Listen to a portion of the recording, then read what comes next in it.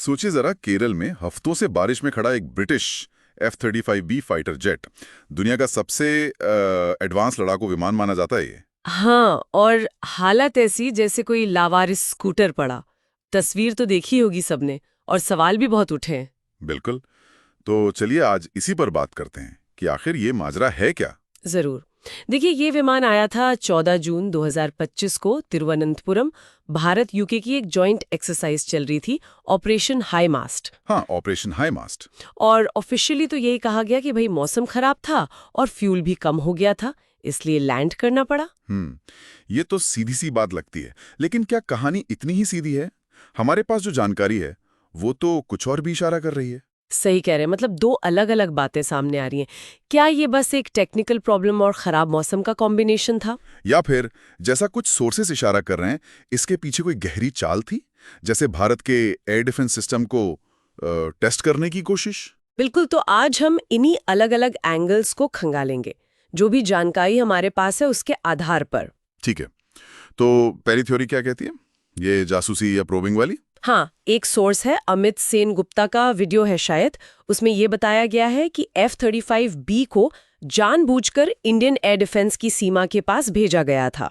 जानबूझकर? क्यों? मकसद था भारत का जो integrated air command and control system है, IACSS जिसे कहते हैं, उसे परखना, देखना कि वो कितनी जल्दी डिटेक्ट करता है, कैसे रिस्पॉन्ड करता है, रडार कवरेज कैसा है।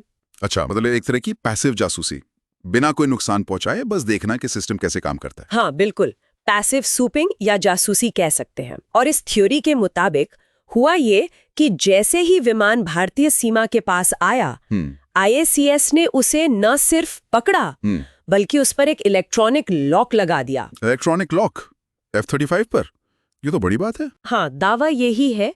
और कहते हैं कि इस लॉक ने विमान के अपने जो इंटरनल बहुत सोफिस्टिकेटेड सेफ्टी सिस्टम्स होते हैं उनको ट्रिगर कर दिया। ओह, तो फिर क्या हुआ? नतीजा ये हुआ कि पायलट का कंट्रोल ही विमान से हट गया।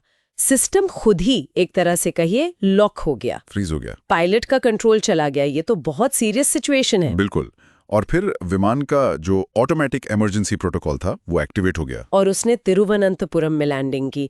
किसी मिलिट्री बेस पर क्यों नहीं, आसपास रहे होंगे जरूर। थ्योरी यही कहती है कि इमरजेंसी प्रोटोकॉल ने सबसे करीबी, सबसे सेफ और बड़ा रनवे चुना। वो तिरुवनंतपुरम का सिविलियन एयरपोर्ट था। और सिविलियन एयरपोर्ट पर लैंडिंग का एक और एंगल ये भी दिया जाता है कि ऐसे लोकेशन सैटेलाइट से मॉनिटर करने में आसान होते हैं। अच्छा। और एक बात और, जो लॉकहीड मार्टिन के इंजीनियर्स आए थे, हाँ, वो भी इसी थ्योरी को सपोर्ट करता है कि अगर सिर्फ कोई आम हाइड्रोलिक फेलियर जैसी मैकेनिकल प्रॉब्लम होती तो शायद लोकल लेवल पर या यूके की अपनी टीम ठीक कर लेती। लेकिन जब ओरिजिनल मैन्युफैक्चरर लॉकहीड मार्टिन के एक्सपर्ट्स को आना पड़े तो लगता है कि मामला ज्यादा पेचीदा है। शायद फर्मवेयर यानी उसका जो कोर सॉफ्टवेयर है या कोई और क्लासिफाइड सिस्टम, उसमें कुछ गड़बड़ हुई हो। समझ गया। ये तो एक पहलू है और काफी सनसनीखेज भी लग रहा है, लेकिन जो ऑफिशियल लाइन है या बाकी खबरें हैं वो क्या कहती हैं? दूसरा नजरिया काफी सीधा साधा है। न्यूज रिपोर्ट्स और आधिकारिक बयान यही कहते हैं कि लैंडिंग की वजह तो भाई कम फ्यूल और खराब मौसम ही थी। ओके। और जमीन पर उतरने के बाद विमान में एक सीरियस हाइड्रोलिक प्रॉब्लम आ गई, जिसकी वजह से वो उड़ान नहीं भर सका। अच्छा, उतरने के बाद आई प्रॉब्लम। पर फिर भी इतने संवेदनशील विमान को इतने दिन खुले में क्यों छोड़ दिया? बारिश में भीगता रहा वो? यहीं पर यूके की जो एक्सट्रीम कॉशन है वो सामने आती है। F-35B की जो स्टेल्थ टेक्नोलॉजी है, जो एवियोनिक्स है, वो टॉप सीक्रेट है। हाँ, वो तो है। तो भले ही भारत एक अहम पार्टनर है, यूके अपनी इस टेक्नोलॉजी को लेकर कोई भी चांस नहीं लेना चाहता था। तो जब तक उनकी अपनी टीम और पुख्ता इंतजाम नहीं हो गए तब तक उसे हैंगर में नहीं ले गए। बिल्कुल, उसे खुले में ही रखा अपनी निगरानी में। फिर जब उनकी करीब 40 लोगों की बड़ी इंजीनियरिंग टीम आई, सारे इक्विपमेंट आए, तब जाकर उसे सुरक्षित जगह ले जाया गया। 40 लोगों की टीम, ये अपने आप में बताता है कि विमान कितना कॉम्प्लेक्स है और मरम्मत कितनी मुश्किल। हाँ, और ये यूके भारत रक्षा सहयोग का एक अनोखा मामला भी बन गया। भारत ने फ्यूल दिया, CISF ने सुरक्षा दी, लॉजिस्टिक्स में मदद की, और यूके ने पब्लिकली थैंक्स भी बोला भारत को। जी हाँ। और एक बात पर दोनों थ्योरीज या कहिए सभी स्रोत सहमत हैं। किस बात पर? कि विमान केरल में उतरा और भारतीय वायुसेना के IACS ने उसे डिटेक्ट और ट्रैक किया था। IAF ने खुद ये कंफर्म किया है। अच्छा, तो IACS ने काम तो किया था। बिल्कुल।